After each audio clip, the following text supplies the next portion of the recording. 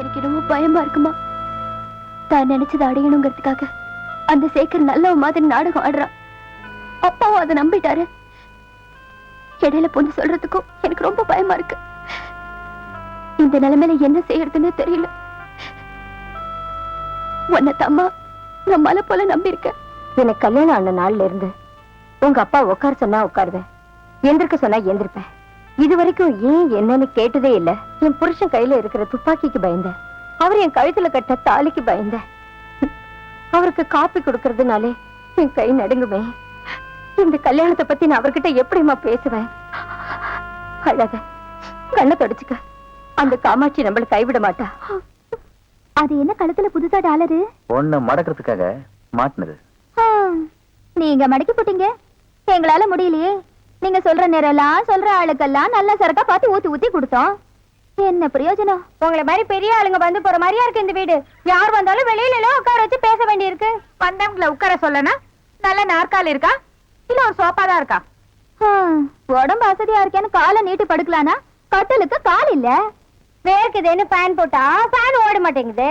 ஏம்மா கரண்ட் இல்லையா? கரண்ட் இருக்கு, ஃபேன் தான் இல்ல. உடம்பு பூரா கில்ட்டு நகைங்க. ஆளுக்கு அரப்பான்ல மோதிரமும் கழுத்துல தெரியுற மாதிரி சங்கிலியும் செஞ்சு போட்டா வேணா நான் சொல்ல போறோம். அப்பா செஞ்சு கொடுத்தான்னு அம்பிட்டு பேர்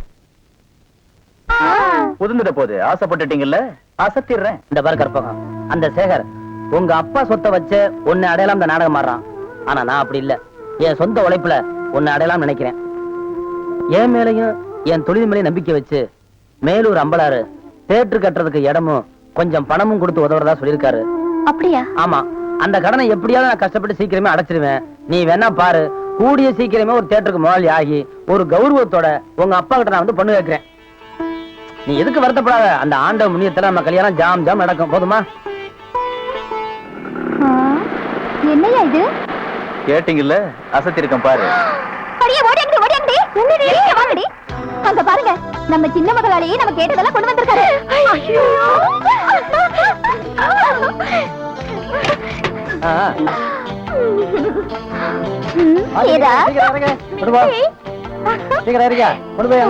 சந்தோஷம் தானே?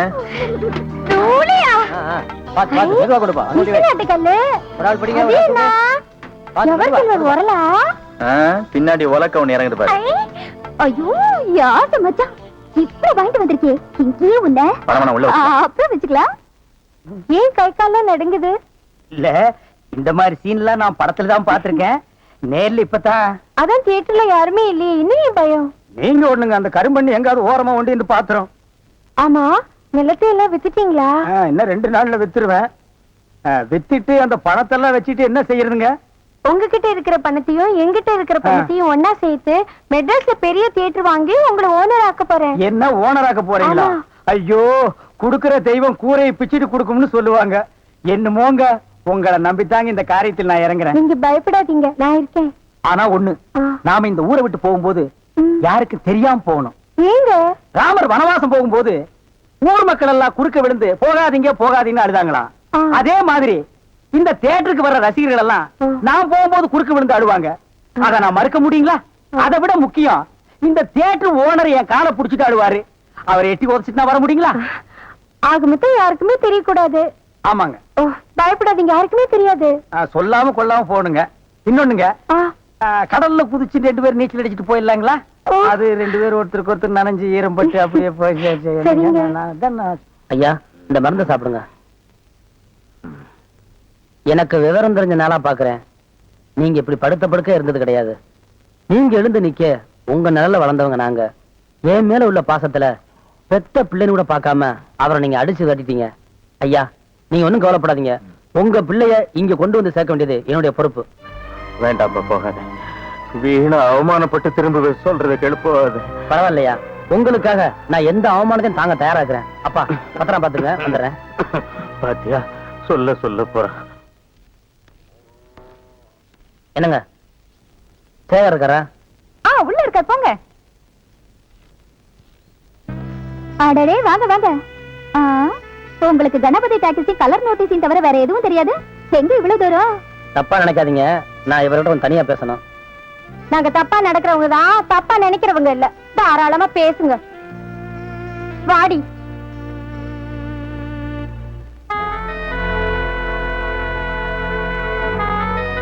சேகர், நீ உங்க அப்பாவை விட்டதுக்கு அப்புறம் உன் ஞாபகமாவே அவர் படுத்த படுக்கை ஆயிட்டாரு. இப்போ உன்னை பாக்குறதுக்காக அவர் துடியா துடிக்கிறாரு. தயவு செஞ்சு நீயும் போய் அவர் அவசியம் பாரு. நீயும் உங்க அப்பா ஒன்னா சேரதா இருந்தா நானும் எங்க அப்பா வெளியே போக தயாராக்குறோம். கடவுள் எங்களுக்கும் தொழிலை கொடுத்துருக்கான். அதை வச்சு நாங்க பொழைச்சுக்கிறோம். ஏண்டா கூட்டிட்டு போக வந்தியா இல்ல குத்தி காட்ட வந்தியா? உனக்கு தொழில் தெரியும், நீ பொழைச்சுக்குவ. எனக்கு தொழில் தெரியாது, நான் கையால் ஆகாதவன் இல்ல. எலை, இந்த கதை சொல்லி ஏமாத்துறது இந்த நடிப்பெல்லாம் ஜனங்களோட வச்சுக்க.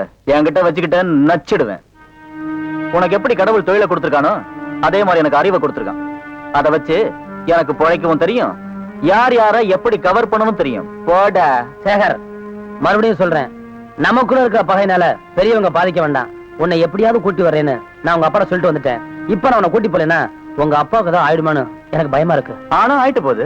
நீ கொள்ளி வை, உங்க அப்பா மோளம் அடிக்கிட்டோம். டேய், ஏடா சொன்ன? இதே வார்த்தை இங்க வேற யாராவது சொல்லியிருந்தா இங்கே வெட்டி போட்டிருப்பேன். உன்னை பார்த்து உங்க அப்பா வேதனைப்படுறதை விட உன்னைய பார்க்காம இருக்கிறது நல்லது. இந்த பாரு, உங்க அப்பா போட்ட சோத்துலைங்க அவர் கொடுத்த நிழலை வளர்ந்தவன நானு. அந்த நன்றிக்காக உன்னை இங்க நான் சும்மா விட்டு போறேன். பாக்குறேன். போடா.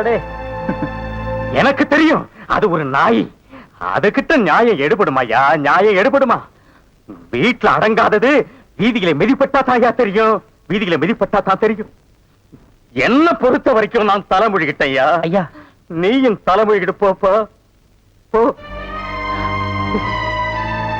இதுக்கு மேலே என்னால் பொறுமையா இருக்க முடியாது. உண்மையையும் மறைக்க நான் தயாரா இல்லை. ஒரு வக்கீல கூப்பிடு, எல்லாத்தையும் உங்க பேர்ல நான் எழுதி வச்சிடுறேன். முடிஞ்சா எனக்குன்னு ஏதாவது வேலை போட்டு கொடு. என்ன பேச்சு பேசுற? வெறும் என் படத்தால மட்டும் அந்த தியேட்டர் உருவாச்சு.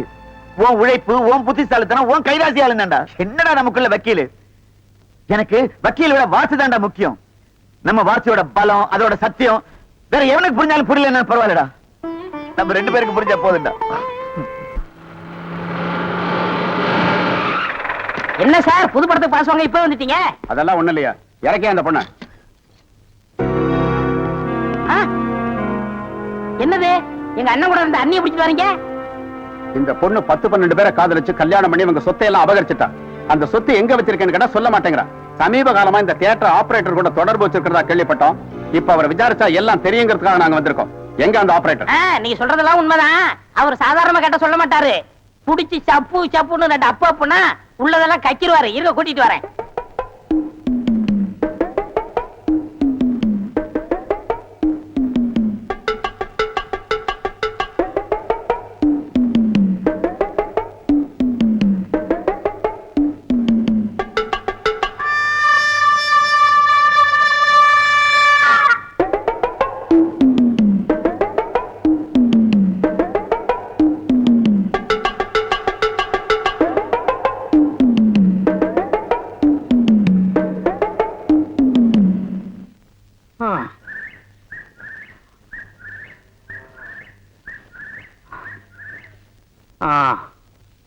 ஆமா, எதுக்காகப்பா என்னை இம்புட்டு தூரம் கூட்டிட்டு வர?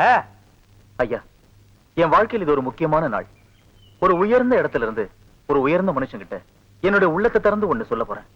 சொல்லு, அதை இங்கேயே சொல்லு. வேகாத வெயில்ல எதுக்குப்பா இன்னும் மேல கூட்டு போற? இது மேல இருந்து முடிவெடுக்க வேண்டிய விஷயம். மேல அப்படி ஒண்ணும் கோயில் கூட இல்லையப்பா. தெய்வமே கூட வரும்போது கோயில் இருக்கு ஐயா. வாங்கய்யா, வா. பார்த்து வாங்க, பாறை தடிக்கிட்ட போது. அடாடாடாடாடா, சின்ன வயசுல எப்பவோ வந்தது, அதோட இப்பதான் வர.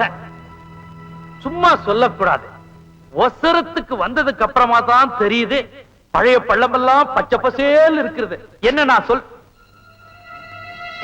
என்ன ஏன் அழுவுற? என்ன ஆச்சு உனக்கு? என்ன இங்க இருந்து பிடிச்சு தள்ளி விட்டுருங்க, நான் செத்து போயிடுறேன். இந்தா என்ன பேச்சு பேசுற? சாவ போறான் நான் சாவ. மனசுல உள்ளதெல்லாம் சொல்றேன்னு மலை குட்டியாந்துட்டு இத சொல்ற. இதுதான் மனசுல வச்சிருந்தியா? ஐயா, என் மனசுக்குள்ள இருக்குது வெளியே சொன்னாலும் சாவுதான், உள்ளுக்குள்ள வச்சிருந்தாலும் சாவுதான். வர சாவு உங்க கையால வந்தா அதுவே எனக்கு ஒரு பெரிய பாக்கியமா இருக்கும். அதுக்காக தான் இவ்வளவு மேல கூட்டிட்டு வந்தேன். என்ன பிடிச்சி தள்ளி விட்டுருங்க. இல்லப்பா, வாழ வேண்டிய புள்ள சாவ பத்தியே பேசிட்டு இருக்கிற. சொல்ல வந்தது துணிச்சலா சொல்லு. நான் ஒரு பொண்ணு மனசார விரும்புறேன். அவ என்ன விரும்புறாளா, அவங்க அப்பா எனக்கு கட்டி வைப்பாராங்கிறதா சிக்கலா இருக்கு. உனக்கு என்னப்பா, தங்க தேரு வைர கிரீடம். உன்னை கட்டிக்க மாட்டேன்னு எவன் சொன்னா? உனக்கு பொண்ணு தர மாட்டேன்னு எவன் சொன்னா? சொல்லு. ரெண்டு பேரையும் கட்டி வச்சு சொல்றேன். ஐயா, நான் விரும்புற பொண்ணு இருக்காளே, தங்க நிலவுக்கு தாவணி கட்டின மாதிரி அப்படி ஒரு அழகு. அவங்க அப்பா ஒரு சிங்கம், அவங்க அம்மா ஒரு தங்கம். அந்த குடும்பமே ஒரு கோயில் ஐயா. உன் நல்ல மனசுக்கு அப்படித்தாயா வந்து அமையும். யார் அந்த பொண்ணு? ஐயா, உங்க காலை தொட்டு கேட்டுக்கிறேன். சொன்னா சுற்ற மாட்டீங்களே? சொல்லு. சத்தியமா சுற்ற மாட்டீங்களே? சுடமாட்ட சொல்லு. நான் விரும்புறது உங்க பொண்ணதான். ஐயோ ஐயோ, என்ன தள்ளி விட்டுருங்க, என்ன தள்ளி விட்டுருங்க, தள்ளி விட்டுருங்க. இன்னைக்கு நீ கேட்கலனா என்னைக்காவது ஒரு நாள் இதையே நான் உன்கிட்ட கேட்டிருப்பேன்.